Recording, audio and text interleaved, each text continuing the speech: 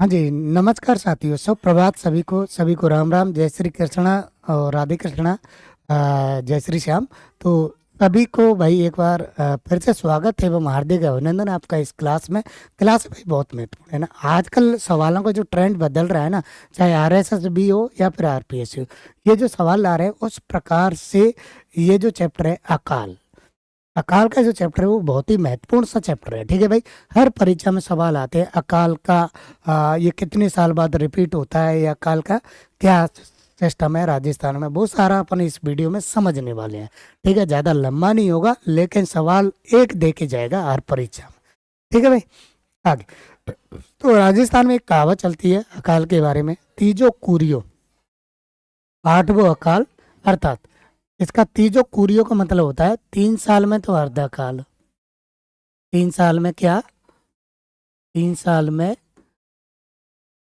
अर्धकाल। ठीक है भाई, 3 साल में अर्धकाल।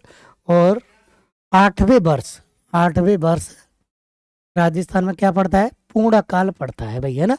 तीजो कुरियो 8 अकाल, ऐसे है। ठीक है भाई, और भी दुआ है जैसे पग पूगल। अकाल का जो पग है ना, पैर, पैर कहाँ पर माने जाते हैं? पूगल में। पूगल कहाँ पर है? बीकानेर जिले में। ठीक है भाई, धड़, धड़ माने ये वाला हिस्सा, ये कोटड़ा में माना गया है। भुजा, भुजा इसकी मानी गई है बाड़मेर में।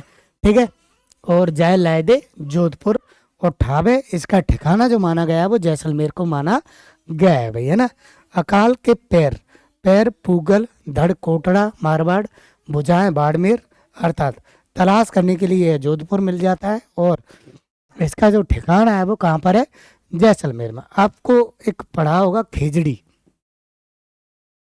खेजड़ी के पेड़ का नाम है जिसको अकाल मित्र के नाम से जाना जाता है। खेजड़ी के पेड़ का नाम क्या है? अकाल मित्र इसको कह देते हैं भैया ना, अकाल मित्र इसको कह देते हैं। राजस्थान में कहावत है इसके बारे में चलती है। और एक दूसरी बात यह है कि जब जब खेजड़ी में फलियां आती है उस साल राजस्थान में अकाल पड़ता है। ठीक है भाई, तो ऐसा इसके बारे में कहावत सी चलती है राजस्थान में। अगला है पुनरावृत्ति की अवधि। अगर देखा जाए तो पुनरावृत्ति की अवधि कौन कौन सी कब होती है भाई? प्रत्येक जिले में 3 साल में एक बार, प्रत्येक जिले में। तो 3 साल में एक बार कौन कौन से जिले में होती है? जालौर में, जैसलमेर में, बाड़मेर में, जोधपुर में और सिरोही में। ये वो जिले हैं जहाँ पर जालौर है, जैसलमेर है, बाड़मेर है, जोधपुर है, सिरोही, ये वो जिले हैं जहाँ पर 3 साल में एक बार अकाल की पुनरावृत्ति हो जाती है। प्रत्येक 4 साल में एक बार अजमेर में, बीकानेर में, बूंदी में, डूंगरपुर में, नागौर में, हनुमानगढ़ में और चूरू में। यहाँ कितनी साल में? हाँ भाई, 4 साल में, 4 साल में एक बार। ठीक है भाई, 4 साल में कितनी बार? एक बार अकाल पड़ता है। अब 5 साल में एक बार कौन कौन से जिलों में पड़ता है? अलवर में, बांसवाड़ा में, भीलवाड़ा में, जयपुर में, झुंझुनू में, पाली में, सवाई माधोपुर में, सीकर में, दौसा में, करौली में। इन सभी जिलों में एक वर्ष में, 5 वर्ष में एक बार अकाल पड़ता है। ठीक है, प्रत्येक 6 वर्ष में एक बार कहाँ पड़ता है? चित्तौड़ में, बारां में, कोटा में, जहाँ उदयपुर में, टोंक में, राजसमंद में। ठीक है भाई, और 8 वर्ष में एक बार कहाँ पर पड़ता है? तो ये पड़ता है आपके भरतपुर और धौलपुर में। यानी सबसे कम अकाल इनके हिसाब से कहाँ पर पड़ रहा है? धौलपुर और भरतपुर जिले में 8 साल में एक बार अकाल पड़ता है। ठीक है भाई, सर्वाधिक 3 साल में एक बार कौन कौन से जिले हैं? जालौर है, जैसलमेर है, बाड़मेर है, जोधपुर, सिरोही। तभी तो कहते हैं कि इसका ठिकाना कहाँ पर है, अकाल का ठिकाना कहाँ पर माना जाता है? जैसलमेर में माना जाता है। ठीक है भाई, जोधपुर में ये मिल जाता है।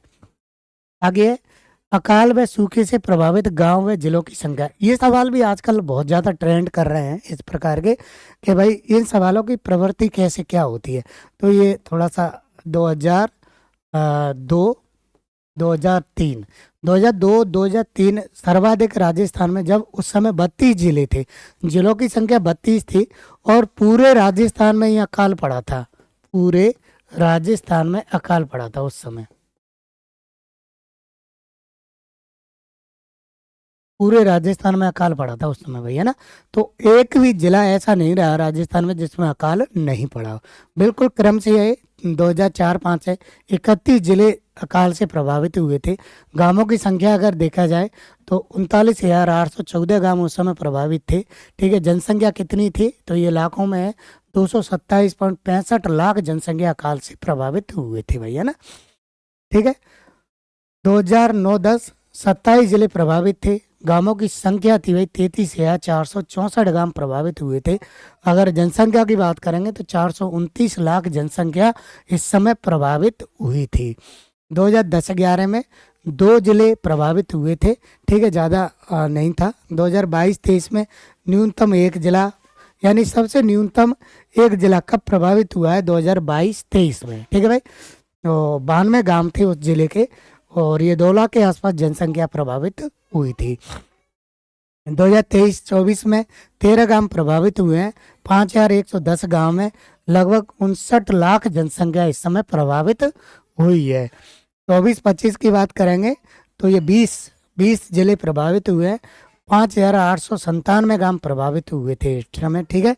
और ये देखा जाए 9-10 में तो निलंबित भूस्वराज्य किया था उस समय 459 लाख रुपए का भूस्वराज्य निलंबित किया गया था। ठीक है भाई। तो एक्सपर्ट लॉजिक चैनल पर आपको ऐसी संबंधित वीडियो और जानकारी समय समय पर मिलती रहती है। तो ये एक्सपर्ट लॉजिक चैनल लोगों के लिए वीडियो नहीं देता, लोगों की भावनाओं को समेटने का काम करता है। इस प्रकार से इसकी जो क्लासें मिलती हैं वो बहुत ही शानदार एवं महत्वपूर्ण सी क्लास मिलती हैं, चाहे मेरे द्वारा दी जाती हो, चाहे अन्य सर के द्वारा दी जाती हो, सभी के द्वारा गजब का मैटेरियल लेकर के हम आते हैं और आपके लिए देते हैं, वो भी सब कुछ भाई फ्री ऑफ कॉस्ट। BST का बैच हमने चालू कर दिया है, 4:30 बजे से उसकी क्लासें लगती हैं। जनवरी 2025 में मुख्यमंत्री भजनलाल शर्मा ने 20 जिलों के 33% या इससे अधिक फसल खराबी वाले 5,897 गांवों को अभावग्रस्त घोषित किया है भैया ना। सर्वाधिक अभावग्रस्त गांव कौन से हैं? टोंक जिले में 865 गांव। कितने, कौन से जिले में? 865 गांव। टोंक जिलों में 865 गांव सर्वाधिक प्रभावित जिले हैं। बांसवाड़ा जिले में 817 गांव, ये सर्वाधिक है भाई। पहले नंबर पर टोंक है और दूसरे नंबर पर बांसवाड़ा है सर्वाधिक अभावग्रस्त। सबसे कम कहाँ माने गए? 12 जिले में केवल 1 गांव माना गया है। सवाई माधोपुर जिले में कितने गांव माने गए? 2 गांव इसमें माने गए। एक तो वही गांव माना गया है जहां पर वर्षा के कारण पूरा गांव एक नदी और दरिया बन गया था। ठीक है भाई, ये है। अकाल की सर्वाधिक तीव्रता पाली में रहती है भाई। अकाल की अगर सर्वाधिक तीव्रता की बात करें तो कहाँ रहती है? पाली में भैया ना। बाढ़ एवं सूखे की समस्या से निजात करने हेतु विश्व जल सम्मेलन हुआ था 2025 का। कहाँ पर हुआ था? उदयपुर में। ठीक है भाई, उदयपुर में विश्व जल सम्मेलन हुआ था। राजस्थान में वेटलैंड, वेटलैंड आपको देखा होगा 19 जिलों में 44 वेटलैंड है, सर्वाधिक 12 जिले में। वही बात मैं बार बार कहता हूँ, राजस्थान में रामसर साइट अलग चीज है भाई, है ना। रामसर साइट राजस्थान में कितनी है? 5 है। रामसर साइटों की संख्या कितनी है? 5 है। लेकिन राजस्थान में वेटलैंड की संख्या कितनी है? वेटलैंड की संख्या 44 है भाई राजस्थान में। ये सवाल RAS में सवाल आया था 2021 में। 2021 में ये सवाल इस प्रकार का आया था कि राजस्थान में वेटलैंड कितनी है? 44 है। राजस्थान में रामसर साइट कितनी है? तो 5 है भाई। ठीक है। राजस्थान में वेटलैंड अथॉरिटी 2019 में बनी थी और सर्वाधिक वेटलैंड किस जिले में है? 12 जिले में। ठीक है भाई, कौन से जिले में? 12 जिले में है।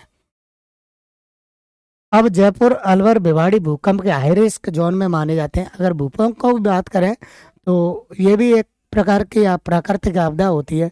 अब ये हाई रिस्क क्यों माने जाते हैं? क्योंकि दिल्ली NCR गढ़ बन गया है भूकंप का।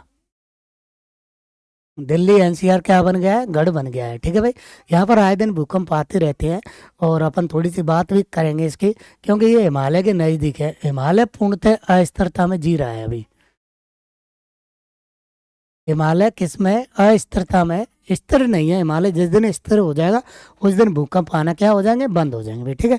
जयपुर के ब्यूरो ऑफ इंडिया स्टैंडर्ड भूकंप को लेकर के देश के नए रिस्क घोषित किए हैं। अब जयपुर है, अलवर है, भिवाड़ी हाई रिस्क जोन में है।